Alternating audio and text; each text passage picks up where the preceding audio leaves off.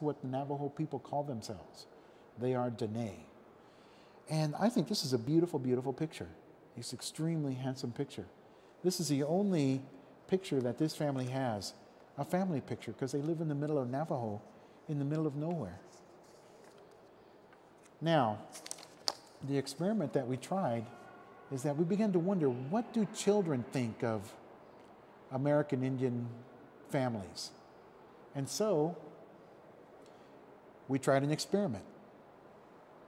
We had 2nd through 5th grade teachers come to school, ask their children, their students, to pull out a piece of paper and a drawing paper and something to draw with. And the only instruction they gave was, would you please draw a picture of a Native American family? That's all they said. This is an excellent example of the images that were being produced. I had 126 images that were sent to me, and it wasn't sent to me years ago. This was sent to me last week.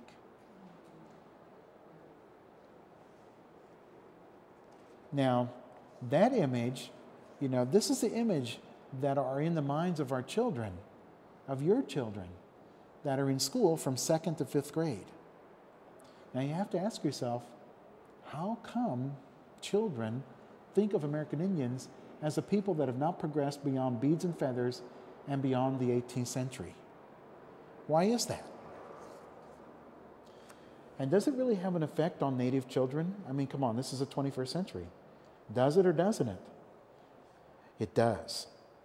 I mean, I like this picture because when I look at this picture, I wonder if this boy is thinking that he wants to be more like the men from his tribe behind him, which I have great respect and honor for. Or does he want to be more like the person who's taking a picture from him? The question then becomes, does this really have an effect on Native children? And it does. There's this psychologist. His name is Maslow. And Maslow says that every human being has a hierarchy of needs. And in the hierarchy of needs, one of the things that he explains is that human beings have the need to belong. They need to be accepted by a group of people. The second thing is that human beings have the need for self-esteem. You need to feel good about yourself and what you do. What happens if you don't? Then you go through depression, and sometimes it can lead to suicide. American Indians have a suicide rate that is 5 times that of non-Native people. 5 times. Still today. Now, with these images, there's a writer by the name of Kajete that talks about ethnostress. And ethnostress is primarily a result of a psychological response pattern that stems from a disruption of a cultural life and belief system. For example, if and let me just do it this way, let's say that all of us are a group of people that get along together. We like to eat together, play cards, go for walks, do things together. And let's say that we have a new person come in, and that person's name is Tracy. And Tracy's new to our group. And we happen to know that Tracy is let's say, for the sake of argument, that she is a blonde. And all of a sudden, somebody starts telling a blonde joke. And we've all heard them. I'm not going to give them to you because that's racism. That's prejudice. And that's stereotype. But we start to laugh a little, and nobody's really getting hurt. How many blondes does it take to turn on a light? Screw in a light bulb, that's it. Well, everybody's going to think it's funny except Tracy, am I right? What happens when Tracy starts to think that it's funny? She starts to think that it's funny. Why? So she can belong to this group. And pretty soon, we get a new person coming into the group, and the new person's name is Lori. And Lori is a blonde. And now we have Tracy, who's a blonde, and Lori, who's a blonde, and Tracy starts to make fun of Lori. and people like her so she can be part of the group. So let me tell you that there are a few points that I want you to remember about the talk today. You know, one is that there's a low number of American Indian news frames that are being portrayed as the truth of a culture, being produced by the news media. And number two, that the news media frames that are out there about American Indians have us focused as a people that have not progressed beyond the 18th century with a lot of beads and feathers. Another important point to remember is that news is factual. It's supposed to be believed as truth. And so people come to believe the things that they see in the media as the truth. Another point to remember is that American Indian identity, you know, is framed and shaped by the media. When Dances with Wolves hit back in, I believe it was in 1990, my phone would not stop ringing. What do you think about Dances with Wolves? It is shaped by the media. And finally, American Indians in the 21st century do engage ethnostress, where they actually begin to, one, suffer, you know, physically about who they are as a people. They disconnect themselves from their own people so they can fit in to the dominant culture.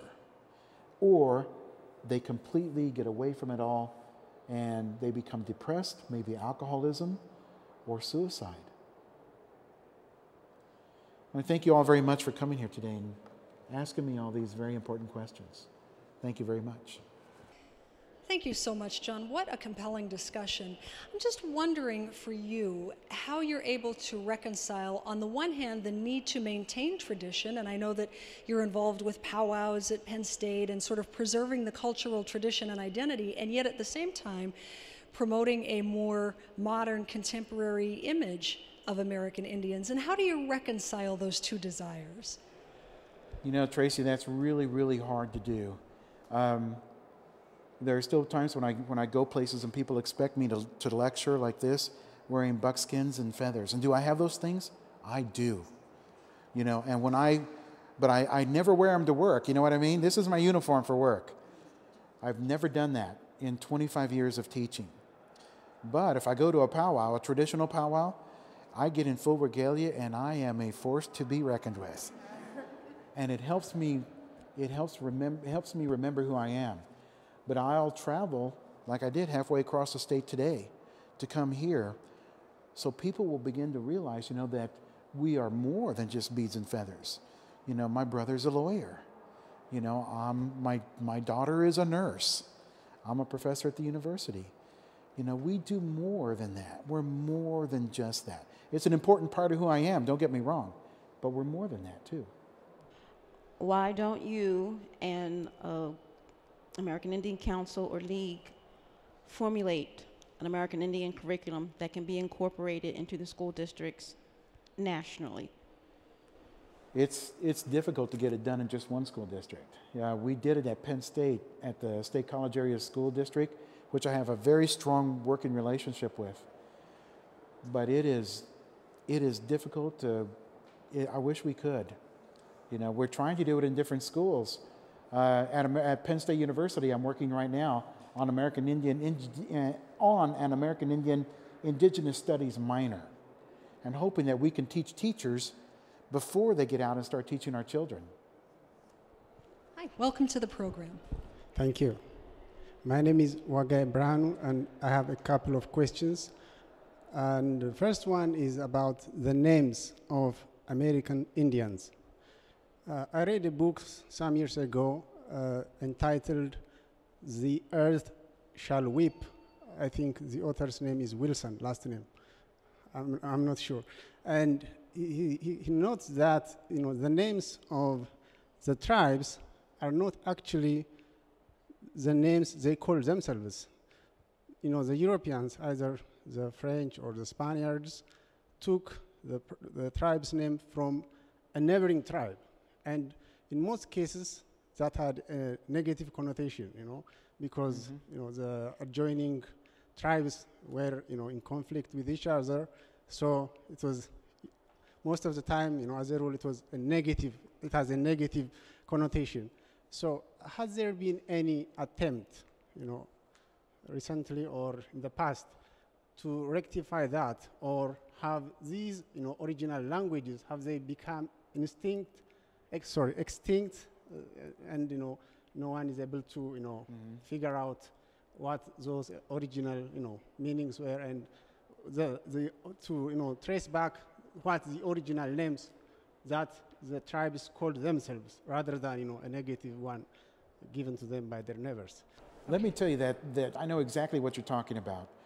For example, even today, I think I said the word Navajo, and the Navajo people, some still use that word, but the word that is actually used by the Navajo Nation about themselves are the Dene.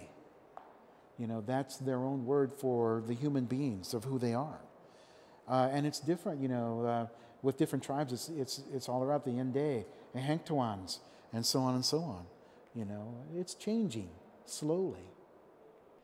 John, I've noticed that you've been using the terms American Indian and Native American almost interchangeably, and many people want to be politically correct and say Native American, but are they both correct, or what's your view of that? Look at it this way. If I'm looking at this room, I see a lot of, I'm going to assume, Caucasian faces, and if you're born here in the United States, then you are a Native American. But I know these two here, are native. They're indigenous, and so they would be American Indians. And that is the difference. Anybody in this room, if you're born in America, you're a Native American, and that's the truth. That's politically correct. John, you've given so much for us to think about, and you've really given us a paradigm shift, I think, on many levels. How about a final thought before we close the program? I think I'd like to end this by saying that, American Indians are more than just beads and feathers. It's a part of us, and we're very proud of that. But we're more than that, too. We're doctors and lawyers, and we're bricklayers, and we sweep the floors and take out the trash. We do whatever it takes because we are going to survive as a people. I think that American Indians are deeply woven into the fabric that is diversity in the United States of America. In fact, I believe that American Indians are the first threads. Thank you very much, Tracy.